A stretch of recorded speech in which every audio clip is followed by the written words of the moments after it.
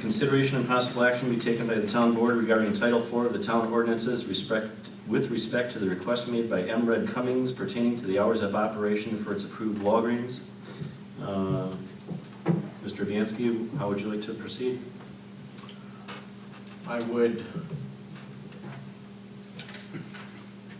make a motion that the town board approve resolution that I am providing for the clerk. That reads, resolution by the town of Waukesha Board of Supervisors, Waukesha County, regarding the applicability of Title IV Administrative Determinations Review as it pertains to the request for review made by M. Red Cummings, Mark Lake Principal. Whereas on July 11, 2013, a plan of operation application was submitted to the agenda of the town board for consideration. This application was executed by Mark Lake, Principal for M. Red Cummings, on June 26, 2013, and listed within the application on number 10, days of operation as, quote, 7 days a week, and the hours of operation as, quote, 24 hours per day unless manager adjusted, weekdays 6 a.m. to 10 p.m. minimum, weekends 6 a.m. to 10 p.m. minimum. Whereas the meeting minutes for July 11th. May I have a moment of personal privilege as a courtesy? I don't think you can because I'm in the middle of a motion. I don't, that's a Okay. or anything, so. I'll start back over at the, whereas the meeting minutes for July 11th, 2013 meeting were approved by majority vote on August 8th, 2013, and reflect that the principal for M. Red Cummings, Mark Lake, stated the hours of operation were, quote, acceptable. Further, the audio recording of the meeting provides evidence in support of the meeting minutes insomuch as Mark Lake found that the 6 a.m. to 10 p.m. hours of operation for the full store with the ability to have the drive-through pharmacy open 24 hours to be acceptable prior to the motion for approval. And whereas the meeting minutes of July 11th meeting were approved by majority vote on August 8th and reflect that Supervisor Fisher moved only after Mark Lake agreed to modify the hours contained in his application to accept the recommendation of the Plan Commission for approval of the plan of operation for Walgreens as stated in the Plan Commission meeting minutes of July 11th, 2013, subject to the following conditions. 1, 24-hour drive-through pharmacy. 2, business hours of operation 6 a.m. to 10 p.m.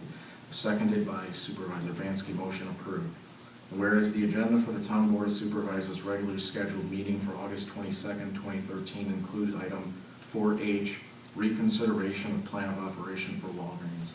And whereas section 2-3-16, reconsideration of questions in the Town of Waukesha Code of Ordinances reads, it shall be in order for any member, if in the majority, to move for reconsideration of any vote in question at the same meeting or at the next succeeding regular adjourned meeting, a motion to reconsider being put and lost shall not be renewed. And whereas the Town of Waukesha Board of Supervisors is directed in section 2-3-6, meetings of the Town Board to conduct, quote, regular meetings of the Town Board of the Town of Waukesha shall be held at the Town of Waukesha Hall on the second and fourth Thursdays of each month, beginning at 6:30 p.m., and held a meeting on July 25th, 2013 in compliance with the code. Whereas the Town of Waukesha Board of Supervisors meeting minutes for July 11th and July 25th, 2013 do not reflect that any member in the majority moved for reconsideration of vote in question. And whereas the meeting minutes for the August 22nd, 2013 meeting reflect that Chairman Merrick moved to amend the previous motion that limited to a 24-hour pharmacy and operation hours of 6 a.m. to 10 p.m. from the board to a 24-hour store as recommended in the July 11, 2013 Plan Commission minutes, seconded by Supervisor Fisher. Motion failed. And whereas the meeting minutes for August 22nd, 2013 meeting reflect that there was no previous motion on this topic at the August 22nd, 2013 meeting. And whereas the recording of August 22nd, 2013 meeting reveals that the attorney for the Town of Waukesha, Hector D. Lamora, stated, quote, first of all, any modification of a plan of operation has to go to the Plan Commission, then the Town Board. And whereas on September 6, 2013, Mark Lake, Principal for M. Red Cummings Commercial Development Corporation, filed a letter with the Town of Waukesha Clerk Jamie Salentine requesting a review of determination pursuant to Section 4-1-7, whereas Section 4-1-7 of the Town Code of Ordinance states Any person aggrieved may have a written or oral determination reviewed by written request mailed or delivered to the municipal authority which made such determination within 30 days of notice to such person such determination. And whereas the number of days expired from July 11th through September 6, 2013 is 57 days, including July 11th, 2013 and September 6, 2013. And whereas the summary of legal analysis opinion provided to the town board by attorney William P. Deneen of Corvello Carlson SC states in response to the question, if the action is reviewable under Title IV, did the time for action on the request expire? Reply, quote, since it is our opinion that it is not reviewable under Title IV, it is no longer necessary to answer that question. However, the time for review under Title IV had probably expired. And whereas Robert Flanagan, chairman's appointee, issued a letter declaring that the town board, quote, town board and planning commission have approved the zoning at a prior meeting. Within B2 zoning, it allows a business to operate on a 24-hour basis as other businesses are operating within the zoning district, and, quote, it is my determination that the town board does not have the capacity to alter or modify the plan of operation as submitted by the petitioner. Further, he states, quote, therefore, under the authority of Title IV of the Town of Waukesha ordinances, I am reversing the administrative decision of the town board to limit the hours of operation of the Walgreens store and a full unrestricted operation. And whereas section 13-3-12, B2, local business district, does not make any described allowance for business to operate on a 24-hour basis. And whereas the original plan of operation application was submitted to the town under Title 13 of the Town of Waukesha Code of Ordinances, it is therefore subject to review and approval as described in section 13-2-4.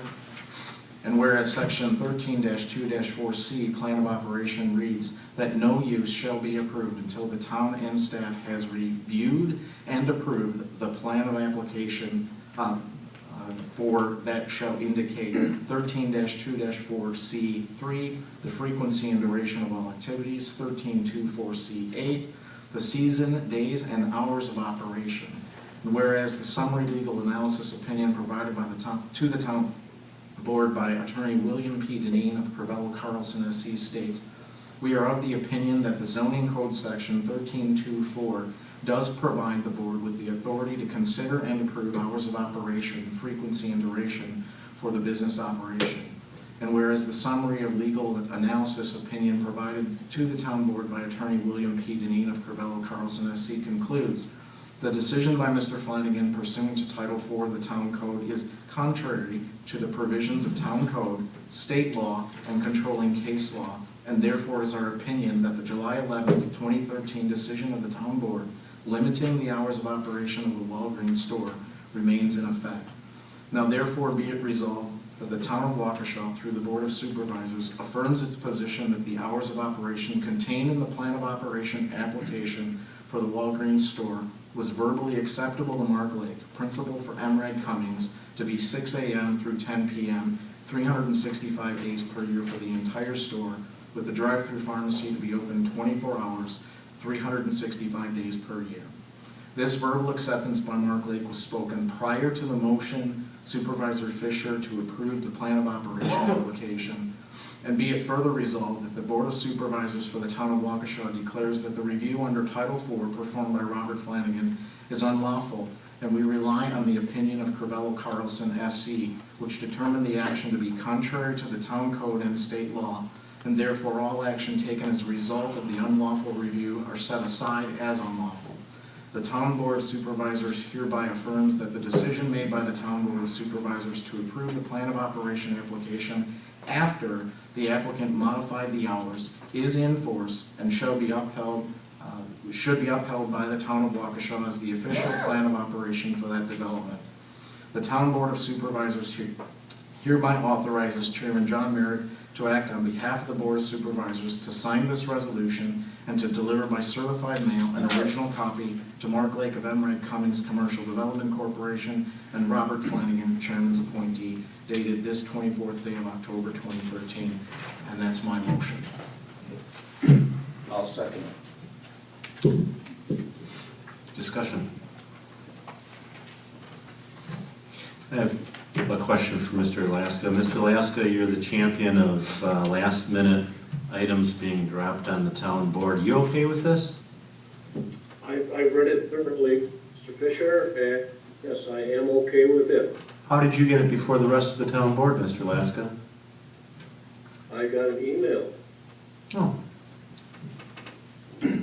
When did you receive that, if I might ask? And who did you receive it from? I received it about a half an hour before you received it. And who did you receive it from? I received it from Mr. Bansky. I see. Thank you.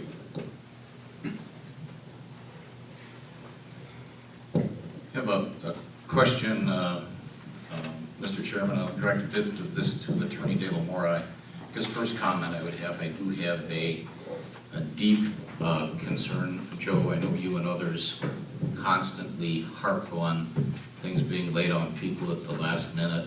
It's a big issue for me with regard to this. I think you win the prize for the longest motion that's ever been presented to the town of Waukesha. I guess I've got a question for you, Attorney De La Mora, regarding whether this is a proper motion and of a particular concern to me. Do you have a copy of this? I'm sharing the one that's Okay. that I don't have. I guess look at the third page if you followed along, if she'll let that share. I am. You share that with her, but I'm concerned about Oh, thank you. the language that speaks in the resolution to what was done was unlawful. Leaving everything else aside, I don't think it's the proper prerogative of this town board to make such a determination. The motion crafted by Supervisor Bansky relies in large part upon the memorandum from Crivello Carlson. Do you have a copy of that? Have you seen that? I have seen it. Would you like to look at my copy tonight? Or you have yours with If I you? need to, no, I do not. Well, here's my question. The subject is summary Mr. of Fisher? legal... Could you hold on for just a moment? Certainly. Okay, thank you. Please continue. Sure. If you look at it, I'll represent to you that it says the subject of it is legal, summary of legal analysis dash opinion. I find it particularly problematic that we would have a motion presented to us for a resolution or a finding that something was unlawful. Is that not a big step beyond someone's legal opinion? Mr. Fisher, I was specifically told not to be present at the meeting. I have not discussed the information provided by Mr. Deneen to this town board. I have no comment to make on that because I have no basis to comment on. Well, you're here tonight, Mr. De La Mora, and we're paying for your time to be here tonight. So my question to you is, and why don't you, I guess, send a copy of that down to him, please. And my question to you is really quite simple.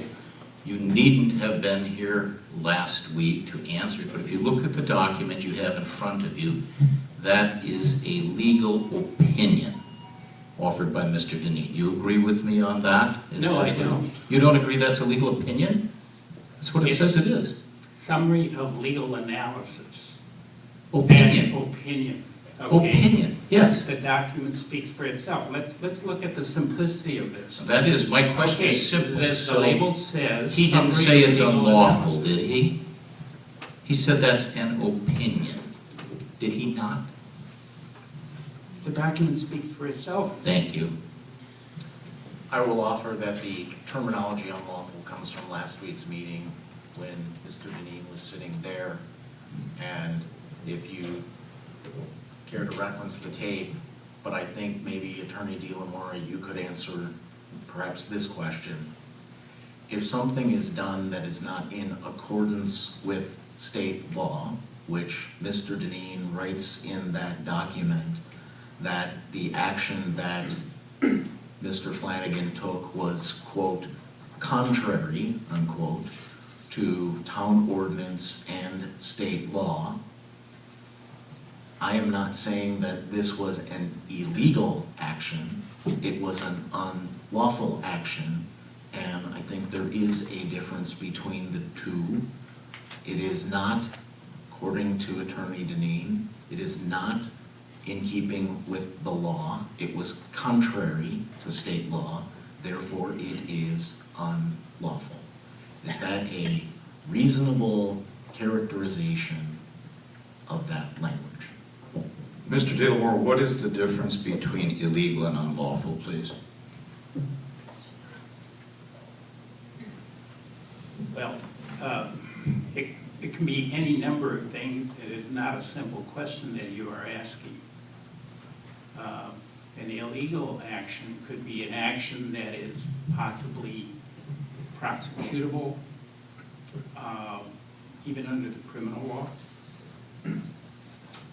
An unlawful action may be one that is inconsistent with the authority that is granted by some authorizing provision, either of state law or ordinance. It may also describe inconsistent action or improper action in conjunction with what exists in place. Aren't some unlawful acts prosecutable?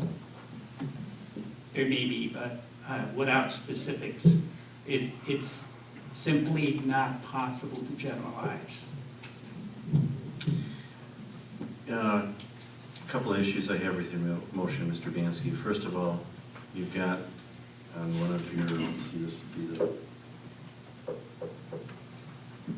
eighth whereas, you state that Chairman Merrick moved to amend the previous motion. I did no such thing. I didn't move to amend any previous motion. That's the first flaw in here. Secondly, Attorney DeLamora, is it your opinion that any modification of a plan of operation has to go to the Plan Commission and then back to the town board? I am not in a position to answer the general question. I am in a position to restate that I did in fact indicate that any modification of the hours needed to be reviewed and recommended upon by the Plan Commission. Wait a minute, did you or did you not state that any modification of a plan of operation has to go back to the Plan Commission, then the town board? That's in quotes from Mr. Vansky. I'm assuming he quoted you correctly. Did he or did he not quote you correctly? Again, with all due respect, at the risk of repeating myself, I indicated when asked by you at that meeting whether there was a need for the modification of the hours to go back to the Plan Commission. I did say yes. Didn't you, though, change your opinion on that later in the meeting? I know that's what you said initially. Didn't you change your opinion on that later in the meeting? I don't recall. After you found out that the Plan Commission had in fact approved the 24-hour operation on a vote of 5-1? You don't recall that? Okay. Well, let's make the assumption then that you did not change your opinion. Any modification of the plan of operation has to go to the Plan Commission, then to the town board. The Plan Commission didn't modify anything. The Plan Commission's approval is 24 hours. So that's the second flaw in this motion, Mr. Bansky. I'll address the first one if you like. Sure. I'm holding in my hands the now approved meeting minutes that were just approved tonight.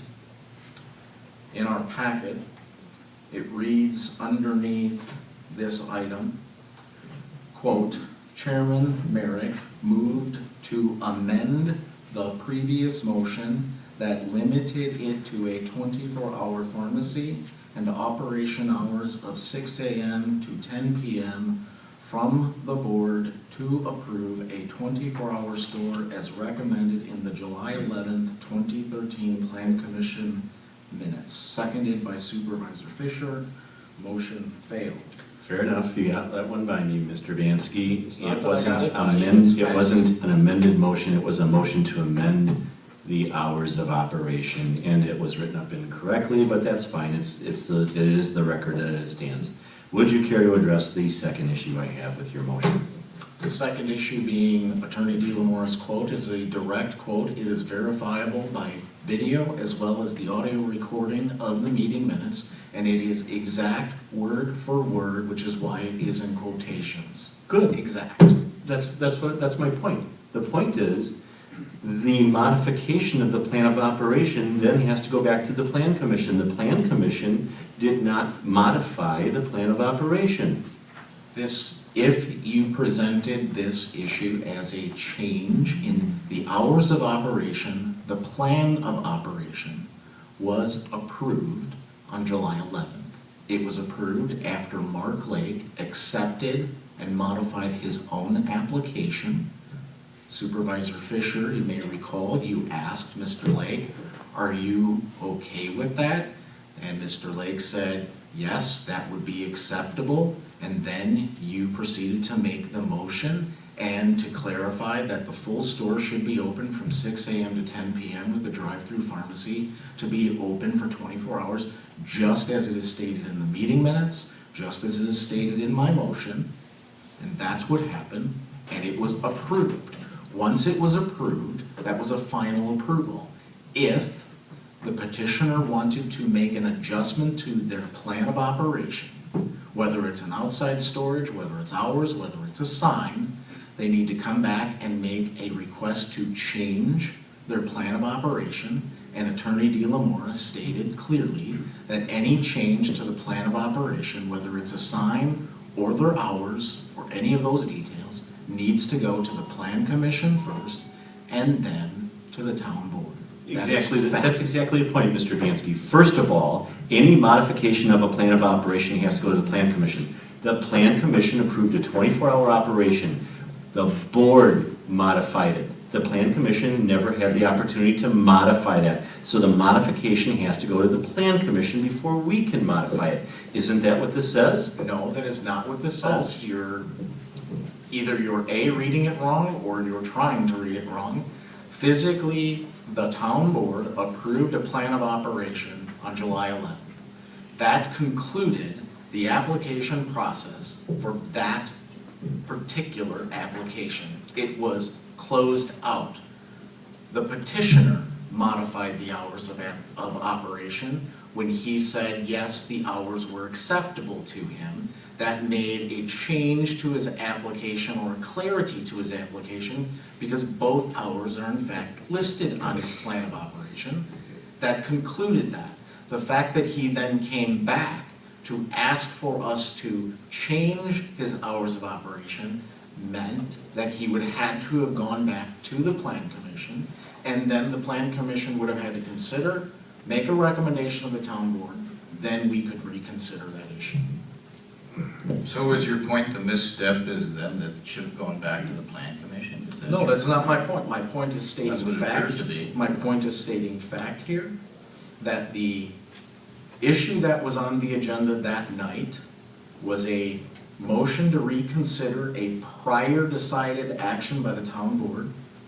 That particular action was, in my opinion, not something that we had the luxury to undertake because the previous two meetings does not reflect that anybody made a motion to reconsider.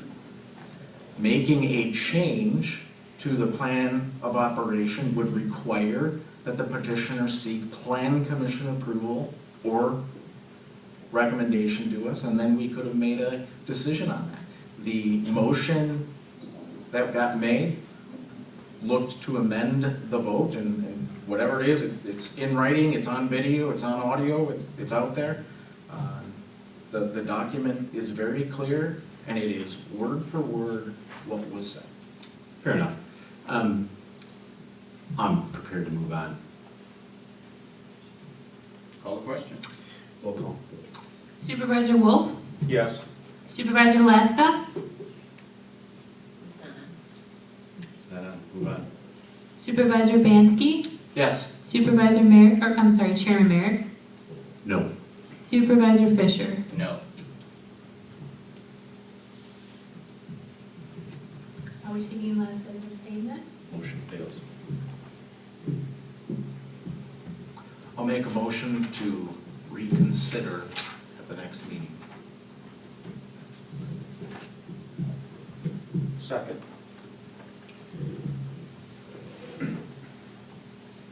Hey, can we do that if it's not on the agenda? That's not, In this particular how's that a situation, proper motion? it is a proper motion in order to have this matter placed on the agenda, because it cannot be made unless it's part of the agenda. So this is But consistent with. here's my problem. Supervisor Vansky was not on the prevailing side of that vote, so he cannot make a motion to reconsider. That's simple, that's Robert's rules. You are correct. Thank you.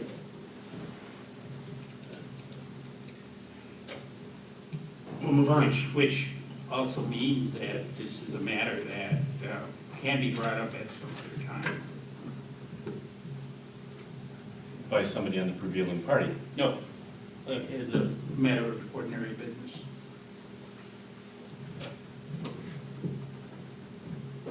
No. No. Yeah. Robert's Rules of Order, Mr. De La Mora, clearly states you have to be in the prevailing party in order to reconsider a motion. I don't Please think- please get the book out. If you're gonna question that, get the book out and show me where it says differently. A member of the prevailing vote, the prevailing party must bring up the reconsideration. Could you please show me where it says otherwise in Robert's Rules of Order? Perhaps I didn't make myself clear. Perhaps. This matter can be brought up in any form in the future and not necessarily as a form of reconsideration, because there was really no prevailing party here. This motion cannot be brought up again unless somebody on the prevailing side brings it up. Do you agree with that?